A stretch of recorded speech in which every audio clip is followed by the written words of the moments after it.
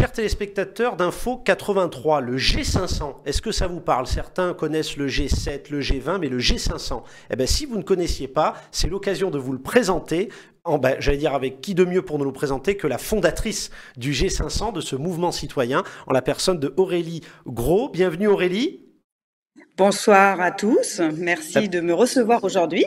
Eh ben, écoutez, un plaisir de vous avoir avec nous. Alors on le voit, en plus on vous a en visio, donc vous voyez, ça c'est l'avenir, hein, justement. Oui. Alors, Quand ça fonctionne. Exactement, tant que ça fonctionne, exactement. Aurélie, j'allais poser une question toute bête pour vraiment nos spectateurs néophytes. Qu'est-ce que le G500?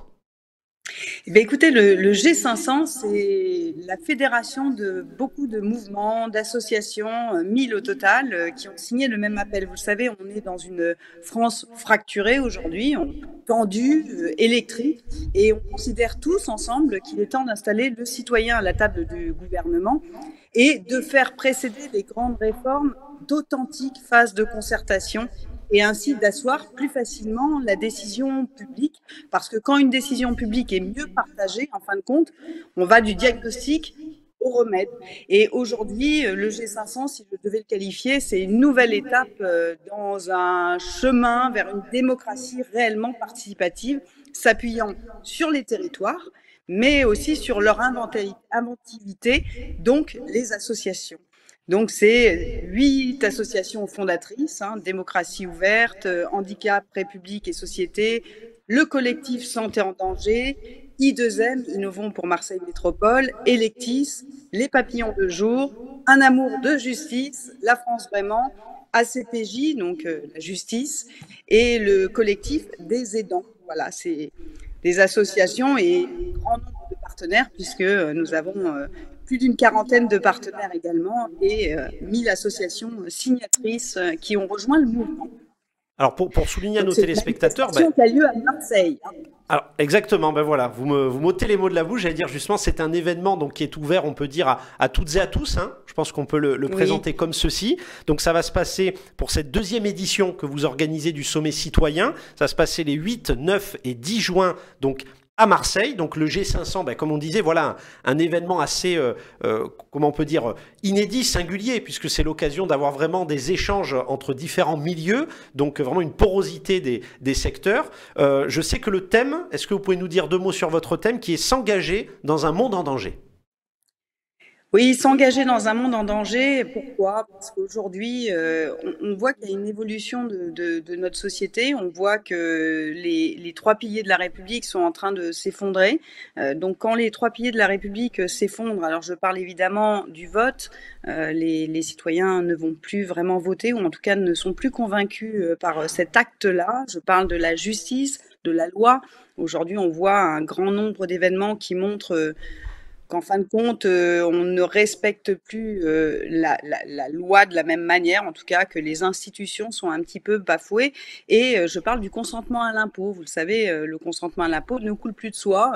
Les gens se posent la question, les citoyens, à quoi sert notre impôt? Pourquoi? Comment? Qu'est-ce qu'on en fait? Donc ces 3 piliers vacillent totalement. Donc aujourd'hui, on est réellement dans une phase en France où il va falloir choisir. Est-ce qu'on se tourne vers d'ailleurs, notre première conférence, c'est démocratie versus autocratie. Donc, ça veut dire ce que ça veut dire. Vous voyez bien que dans le monde, la place des démocraties s'amoindrise et laisse place aux autocraties. Et je crois qu'en France, notre beau pays qui défend les libertés et les valeurs, c'est quelque chose qu'on doit défendre coûte que coûte. Donc, toutes ces associations, de manière apartisane, je le précise, ont décidé de s'engager dans ce monde en danger pour nos institutions, en danger pour les citoyens en premier lieu, et de trouver des solutions sur la santé, de trouver des solutions sur la justice, sur le handicap, sur les grands sujets qui rythment notre vie au quotidien. Et de manière fédératrice, certes, des fois on ne sera pas forcément d'accord, on va débattre et on va en sortir des résolutions. Et ces résolutions, ce n'est pas des cahiers de doléances, c'est vraiment des résolutions qui sont des propositions que nous ferons aux décideurs, qui sont réalisables et qui peuvent s'intégrer totalement dans une politique publique. Alors c'est important ça de le souligner, hein, Aurélie Gros, justement, de dire que l'objectif aussi de cet événement, outre voilà une série de conférences, de partage des réflexions entre différents secteurs, milieux, professionnels, associatifs, institutionnels, politiques, etc. L'objectif c'est vraiment de tirer des conclusions et in fine des propositions, puisque j'allais dire même on le sait que dès l'ouverture le 8 juin, il y a des acteurs politiques, institutionnels. Olivier Véran par exemple sera présent en tant que porte-parole du gouvernement. Vous avez vraiment, on parle bien d'engagement, hein. Voilà, c'est pas uniquement un événement ponctuel, c'est vraiment de l'inscrire dans la durée à travers ces propositions. C'est de l'inscrire dans la durée. On considère qu'on est une des plus grosses ONG citoyennes en France, puisque si on agrège tous les soutiens de nos diverses associations partenaires et fondatrices, on représente environ 1,3 million de Français. Donc je crois qu'aujourd'hui, la voix des associations, la voix des personnes qui s'engagent au quotidien face à nos décideurs, face ou avec, parce que l'intérêt c'est aussi d'être avec et d'être entendu, peut être une forme aussi de lobbying pour faire un peu pencher les politiques publiques en fonction des envies de nos concitoyens et des besoins de nos concitoyens. C'est-à-dire être vraiment proche du terrain, essayer d'impulser aussi une démarche positive, parce qu'aujourd'hui on voit beaucoup de démarches entre guillemets révolutionnaire, et c'est pas péjoratif que de le dire.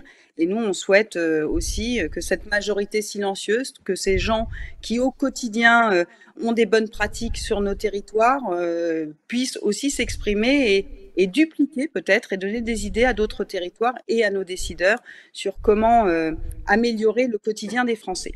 Alors on en est convaincu, nous, sur Info 83, que bien entendu, aujourd'hui, c'est par un vecteur positif, vous avez tout à fait raison, qu'on peut communiquer des messages importants et surtout de mettre en valeur beaucoup de talents, en tout cas de nos territoires. Alors évidemment, nous, on a un parti pris, puisque c'est le Var. Hein. Je veux dire, hein, là, l'événement se passe à Marseille, mais c'est le Sud, on vous pardonne.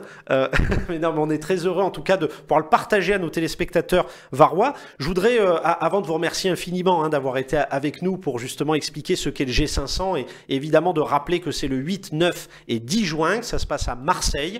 Il y a le site internet, effectivement, qu'on a pu voir défiler, donc le sommetcitoyen.fr. Donc, encore une fois, on le rappelle, pour nos téléspectateurs, ouvert à toutes et tous. N'hésitez pas à venir assister à... Alors, sur inscription, vous avez raison, voilà, vous me faites toute la transition, on sent que vous avez l'habitude.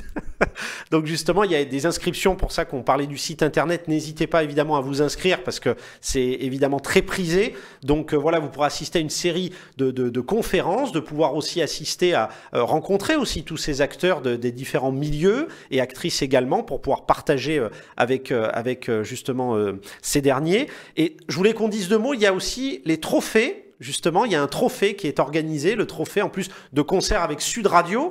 Donc, est-ce que vous pouvez nous dire deux mots? C'est parrainé, on le voit pour nos téléspectateurs, par Cécile de Minibus. Il faut impérativement, Aurélie, que vous nous disiez deux mots sur ce trophée. Eh bien, écoutez, ce trophée, c'est justement mettre en avant ces belles initiatives sur le territoire. Alors, il y a eu 4 associations qui ont été sélectionnées par un pré-vote. Donc, l'équipage solidaire, qui sont des jeunes qui se sont engagés sur la précarité alimentaire. Nous avons les extraordinaires, donc qui sont des brigades qui vont dans des restaurants avec des employés qui rencontrent un handicap, voilà, et qui permettent aussi de soutenir ces restaurateurs qui recherchent systématiquement des renforts dans leurs restaurants. Alors pourquoi pas utiliser les brigades extraordinaires.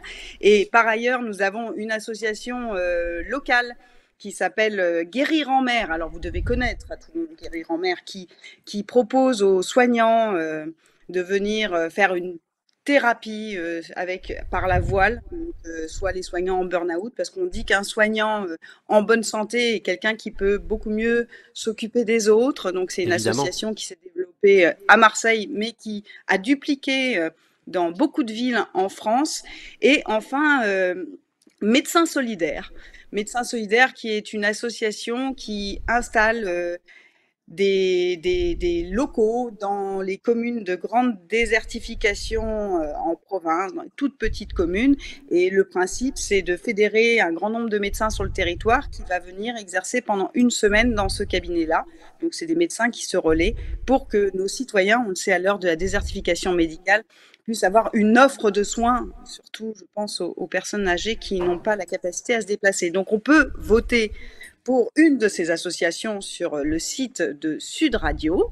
Et je recommande à tout le monde d'aller voter parce que c'est ces personnes-là qui font vivre la France. C'est toutes ces associations qui s'engagent au quotidien, qui ont des pratiques exceptionnelles et qui viennent au secours aussi des pouvoirs publics.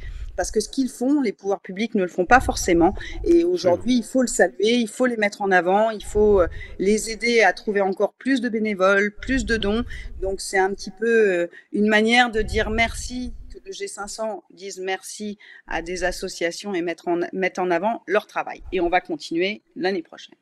Ah bah écoutez, je pense que c'est sur ces mots que je vous remercie infiniment. Voilà, une tonalité positive, l'opportunité de montrer effectivement, comme vous le disiez, qu'il y a énormément de talent sur nos territoires, sur l'ensemble de notre territoire français, de montrer aussi l'enjeu derrière toutes ces associations qui parfois sont méconnues. On ne sait pas toujours, on connaît telle ou telle association, on ne sait pas toujours les acteurs et les actrices qu'il y a derrière, beaucoup, comme vous le disiez, de bénévoles, et qui assurent, on peut le souligner, des missions quasi de service public. Donc c'est l'occasion, à travers justement le G500, pour nos téléspectateurs, n'hésitez pas à vous inscrire pour le 8, 9 et 10 juin à Marseille. Donc le G500, un événement inédit, la 2e édition, l'opportunité de rencontrer tous nos forces en présence et de les découvrir si vous ne les connaissiez pas.